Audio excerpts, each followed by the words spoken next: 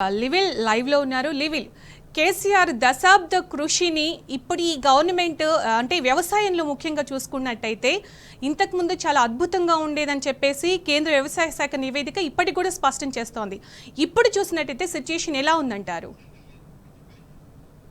గత బీఆర్ఎస్ ప్రభుత్వం నాడు స్వరాష్ట్రంలో వ్యవసాయం దండగా కాదు పండుగలా చేయాలని చెప్పేసి నాటి ముఖ్యమంత్రి బీఆర్ఎస్ అధినేత కేసీఆర్ రైతు సంక్షేమ కార్యక్రమాలు చేపట్టారు. అందులో భాగంగా దేశానికి అన్నపూర్ణగా తెలంగాణ రాష్ట్రం ఎదిగింది. అందులో భాగంగానే ఎక్కడ చూసినా రాసుల కుప్పలతో తెలంగాణ రాష్ట్రం తెలంగాణ రాష్ట్రంలో రైతాంగం పండించిన పంట మనకు కనిపించింది.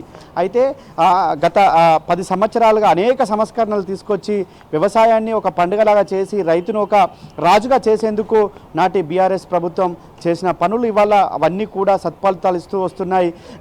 రాష్ట్రం ఏర్పడిన తొలినాళ్లలోనే మిషన్ కాకతీయ ద్వారా చెరువులను బాగు చేసి చెరువులను ఏదైతే పూడికతీత పనులను తీసి ఆ చెరువుల పరిరక్షణతో పాటు గొలుసుకట్టు చెరువులను రక్షించి భూగర్భ జలాలను పెంచి రైతాంగానికి అండగా నిలిచారు నాటి ముఖ్యమంత్రి బీఆర్ఎస్ అధినేత కేసీఆర్.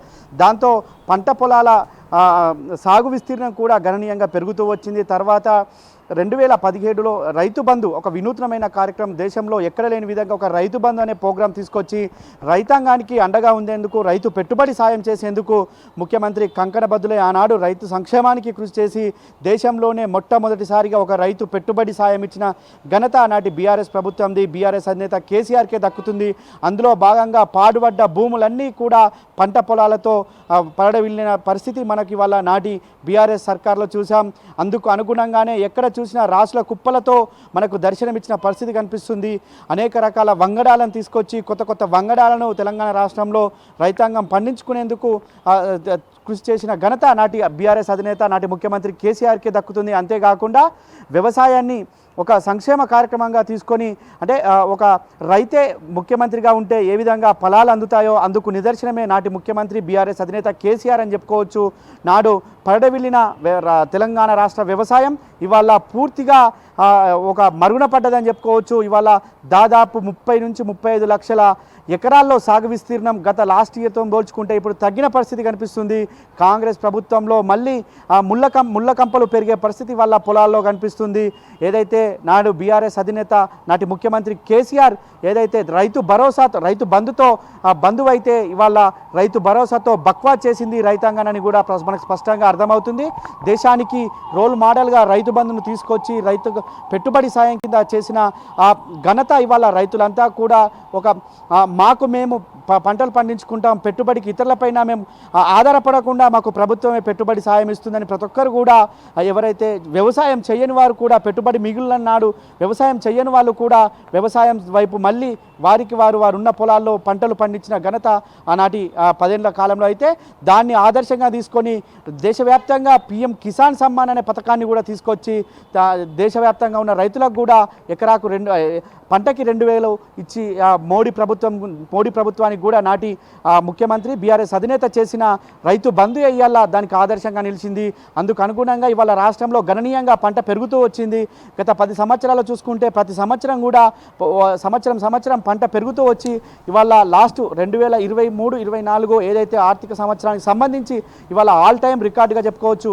1,168.74 లక్షల మెట్రిక్ టన్నుల ధాన్యం ఇవాళ పండి దేశానికే ఒక తలమానికంగా మిగిలింది. తెలంగాణ రాష్ట్రం దేశానికి అన్నపూర్ణగా మరోసారి అవతరించింది. మొట్టమొదటి స్థానం పంజాబ్, ఛత్తీస్గఢ్ వంటి రాష్ట్రాలను తలదన్ని ఇవాళ నెంబర్ 1 స్థానంలో ఉన్నదంటే నాడు 10 సంవత్సరాలు చేసిన బీఆర్ఎస్ అధినేత నాటి ముఖ్యమంత్రి కేసీఆర్ చేసిన సంక్షేమ ఫలాలే ఇవాళ మరోసారి కూడా రుజువైంది. నాడు రైతు బంధుతో ఒక బంధువుగా మారితే ఇవాళ రైతు భరోసాతో పూర్తిగా రైతాంగాన్ని బక్వా చేస్తున్నది కాంగ్రెస్ ప్రభుత్వం అని ప్రధానంగా అర్థమవుతుంది. అన్ని ఏ ఒక్క పంటనో కాదు, ప్రతి పంటలో కూడా గణనీయంగా దిగుబడి పెరిగింది, గణనీయంగా సాగు విస్తీర్ణం పెరుగుతూ వచ్చింది. కానీ ఈ 9 నెలల కాలంలో ఇవాళ కాంగ్రెస్ ప్రభుత్వం అనుసరిస్తున్న తీరుతో రైతులంతా కూడా ఇబ్బందులు పడుతున్నారు, రైతులంతా కూడా ఆందోళన చెందుతున్నారు. పంట వేస్తే మనకు చేతికి వస్తుందా రాదా అనే ఆలోచనలో ఉండి పంట వేయకుండానే ఉంటున్న పరిస్థితి ఇవాళ కనిపిస్తుంది. మొన్నటికి మనం చూస్తున్నాం, వానాకాలం పంట ఎండిపోయిన చరిత్ర ఇవాళ గత 10 సంవత్సరాలు ఎన్నలేడు. ఇవాళ ఖమ్మం జిల్లా రైతాంగానికి నీళ్ళు ఇవ్వలేక లక్షల ఎకరాల్లో పంట ఎండిపోయిందంటే ఈ కాంగ్రెస్ ప్రభుత్వం ఘనత అని చెప్పుకోవచ్చు. నాడు గుంట కూడా ఎండకుండా నీళ్ళు ఇస్తే ఇవాళ లక్షల ఎకరాలకు నీళ్ళు ఇవ్వకుండా ఎండబెట్టిన ఘనత కాంగ్రెస్ ప్రభుత్వానికే దక్కుతుంది. ఆ కాంగ్రెస్ ప్రభుత్వంలో ఇవాళ రైతన్న అరిగోస పడుతున్న పరిస్థితి కనిపిస్తుంది. రుణమాఫీ తూతూ మంత్రంగా చేసి వాళ్ళ బ్యాంకుల చుట్టూ దింపుకుంటున్నారు, వ్యవసాయ శాఖ అధికారుల చుట్టూ దింపుకుంటున్నారు. కానీ నాటి ప్రభుత్వం రుణమాఫీ చేస్తానని చెప్పింది. పర్ఫెక్ట్గా ఎవరైతే అర్హులు ఉన్నారో వారందరికీ కూడా రుణమాఫీ చేసి తీరింది. టెన్షన్గా రైతు వానాకాలం పంట సీజన్ స్టార్ట్ అవుతుందంటే రైతు బంధు వాళ్ళ అకౌంట్లలో పడి మెసేజ్లు వచ్చిన పరిస్థితి నాడైతే ఇవాళ రైతు భరోసా కోసం రైతాంగం ఎదురు చూస్తున్న పరిస్థితి ఇవాళ కాంగ్రెస్ ప్రభుత్వంలో ఉంది. ఇప్పటికీ వానాకాలం సీజన్ ఇంకొక 4-5 రోజులు అయితే వానాకాలం సీజన్ ముగుస్తుంది. యాసంగి పంటకు ఎత్తుకోవాల్సి వస్తుంది. వానాకాలం పెట్టుబడి ఇవాళకి దిక్కు లేదు, మొక్కు లేదు. మళ్ళీ యాసంగి పంటకు ఎక్కడికి పెట్టుబడి పోవాలని చెప్పేసి వాళ్ళ రైతులంతా ఆలోచిస్తున్న పరిస్థితి కనిపిస్తుంది. ఈ తరుణంలో నాడు 10 సంవత్సరాలు చేసిన గొప్ప కార్యక్రమాల వల్ల ఇవాళ దేశానికి అన్నపూర్ణగా మరోసారి తెలంగాణ అవతరించింది.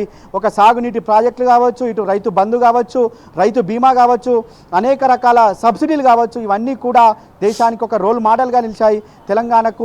దేశానికి ఒక తెలంగాణ అన్నపూర్ణగా నిలిచింది. రైతు వ్యవసాయం దండగ కాదు పండుగ అని చెప్పేసి నాటి రైతు సంక్షేమ కార్యక్రమాలు ఇవాళ దేశానికి ఒక రోల్ మోడల్గా నిలిచిన పరిస్థితి కనిపిస్తుంది. ఇవాళ ఎక్కడ చూసినా పచ్చటి పైర్లతో పరడవిల్లితే ఇవాళ ఎక్కడ చూసినా ఇవాళ పరిస్థితి గండ్లు పడ్డ కాలువలు, తెగిపోయిన చెరువుల పరిస్థితి వల్ల కాంగ్రెస్ ప్రభుత్వంలో కనిపిస్తున్నాయి. మొత్తానికి వాళ్ళ రైతు బంధు అనేది నాడు పెట్టుబడి సాయం కావచ్చు, ఎరువుల సరఫరా కూడా అందుకు అనుగుణంగానే రైతాంగానికి ఎంత అవసరమో అంత ముందే రివ్యూలు చేసి ఆ రైతాంగానికి అందుబాటులో ఉంచిన ఘనత కనిపిస్తుంది. సునీత. రైట్.